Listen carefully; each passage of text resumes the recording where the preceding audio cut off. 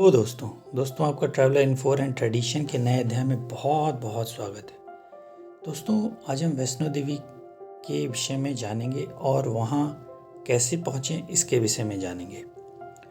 दोस्तों अगर आप पहली बार वैष्णो देवी यात्रा पर जा रहे हैं तो इससे जुड़ी तमाम जानकारियाँ हासिल करके ही जाएं, जिससे कि आपको यात्रा में कोई परेशानी न हो।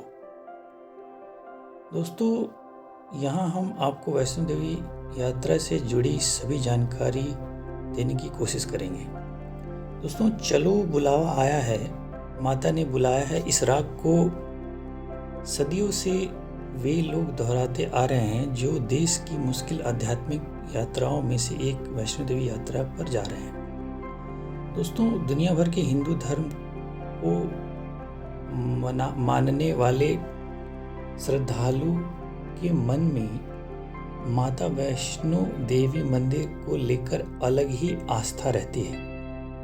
दोस्तों माता वैष्णो देवी मंदिर तक की यात्रा को देश की सबसे पवित्र और कठिन तीर्थ यात्राओं में से एक माना गया है और इसकी वजह से यह है माता का दरबार जम्मू कश्मीर स्थित त्रिकुट पर्वत पर एक गुफा में है, जहां तक पहुंचने के लिए 13 किलोमीटर की मुश्किल चढ़ाई करनी पड़ती है।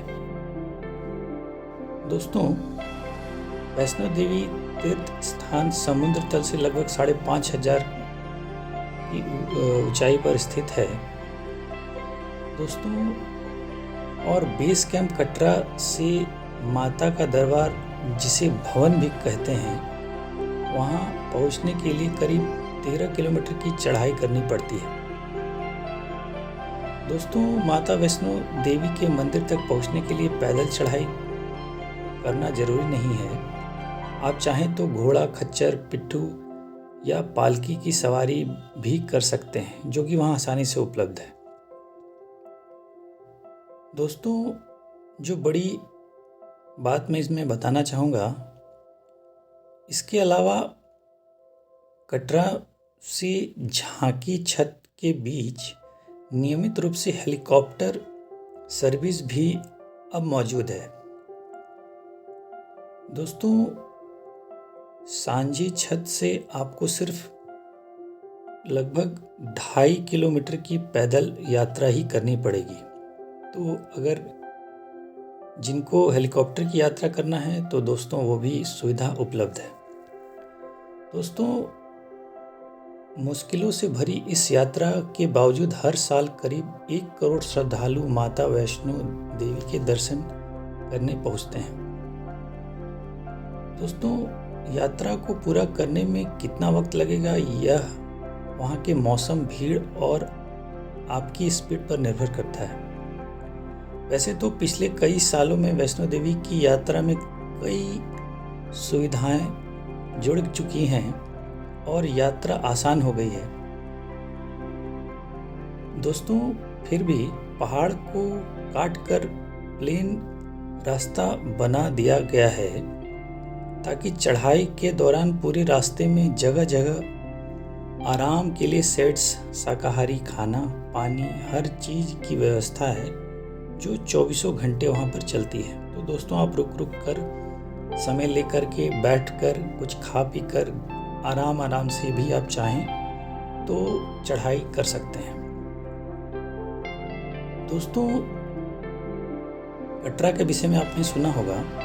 कटरा ही है वैष्णो देवी का बेस कैंप, जहां आप जाकर के रुक सकते हैं। आप हवाई यात्रा और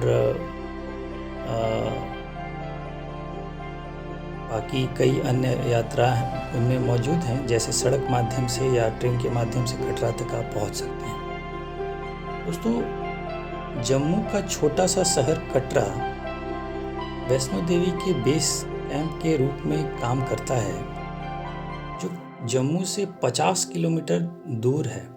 यात्रा शुरू करने से पहले आपको रजिस्ट्रेशन करवाना काफ़ी ज़रूरी होगा, क्योंकि रजिस्ट्रेशन स्लिप के आधार पर ही मंदिर में दर्शन करने का मौका मिलता है, जो कि ऑनलाइन भी उपलब्ध है आज के दिनों में। दोस्तों, कटरा से भवन के बीच कई पॉइंट्स हैं जिसमें बाणगंगा, चार पादुका, इंद्रप्रस्थ, अर्धकुंवारी, गर्भजून, हिमकोटि, सांची छत और भैरव मंदिर शामिल हैं। लेकिन यात्रा का मिड पॉइंट अर्धकुंवारी ही है, जहाँ आकर आप रुककर स्नान करके आप माता का दर्शन कर सकते हैं। दोस्तों, यहाँ भी माता का मंदिर है जहाँ कई लोग काफ़ी समय बिताना पसंद करते हैं। वहाँ से लगभग 6 किलोमीटर की दूरी पर माता का मंदिर है। दोस्तों, वैसे इसी साल 19 मई 2018 को बाणगंगा से अर्धकुंवारी के बीच नए रास्ते का उद्घाटन किया गया है, ताकि मौजूदा 6 किलोमीटर के रास्ते पर श्रद्धालुओं की भीड़ को कम किया जा सके। दोस्तों, आपको कब वैष्णो देवी जाना चाहिए, ये भी जानकारी काफ़ी ज़रूरी माना जाता है।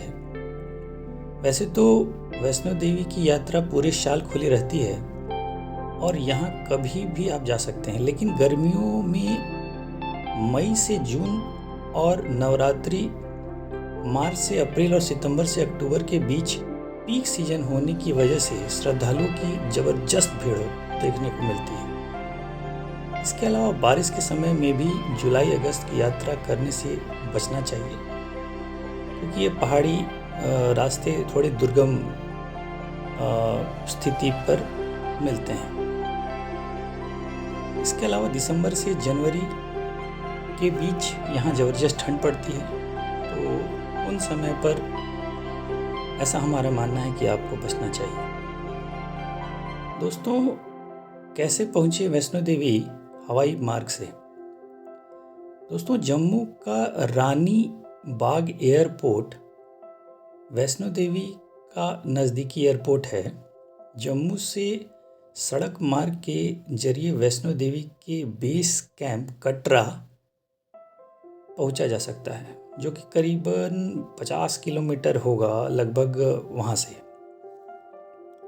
दोस्तों, रेल मार्ग जो मैंने आपको बताया, जो कि आज के दिनों तक में कटरा तक उपलब्ध है। नज़दीकी रेलवे स्टेशन जम्मू और कटरा 2 हैं। देश भर के मुख्य शहरों में से जम्मू रेल मार्ग के जरिए जुड़ा हुआ है। इसके अलावा वैष्णो देवी का बेस कैंप कटरा भी अब एक रेलवे स्टेशन बन गया है। दोस्तों, वहाँ आप सीधी यात्रा करके, अगर आप दिल्ली से आ रहे हो तो वहाँ के लिए सीधी यात्रा है। अब दोस्तों, वंदे भारत ट्रेन भी वहाँ के लिए जुड़ चुकी है, तो आपका सफ़र अब काफ़ी सुगम हो गया है। दोस्तों, सड़क मार्ग से अगर आप आ रहे हैं तो देश के विभिन्न हिस्सों से जम्मू सड़क मार्ग के जरिए भी जुड़ा हुआ है और जम्मू होते हुए सड़क मार्ग से कटरा तक पहुंचा जा सकता है, और फिर वहां से त्रिकुटा की पहाड़ी की चढ़ाई है, जो अन्य तरीकों से आप वहां तक जा सकते हैं। दोस्तों, अगर वहां आप जा रहे हैं तो कुछ चीज़ें जिनको आप वहाँ पर जाने से पहले ध्यान रखना चाहिए। जैसे बेस कैंप कटरा जो लगभग 2500 फीट की ऊंचाई पर है, वहीं वैष्णो देवी का मंदिर लगभग 5500 फीट की ऊंचाई पर है। लिहाजा इन दोनों जगहों के तापमान में भी काफ़ी अंतर देखने को मिलता है, तो आपको दोस्तों कपड़े उसी अनुसार पहनने पड़ेंगे। अगर मानसून में यात्रा कर रहे हैं तो रेनकोट या छाता साथ में जरूर रखें। सर्दियों के मौसम में ढेर सारे ऊनी कपड़े आपको रखने चाहिए। हालांकि यात्रा के दौरान रास्ते में कंबल भी मिलते हैं। चढ़ाई के दौरान आरामदेह जूते पहने। इसके अलावा गर्मी के मौसम में भी हल्के गर्म कपड़े भी आप वहाँ पर जरूर ले जाएं, क्योंकि दोस्तों ऊपर ऊंचाई में काफ़ी ठंड होती है। आशा है दोस्तों आपको हमारी जानकारी पसंद आई होगी। आपका बहुत बहुत धन्यवाद।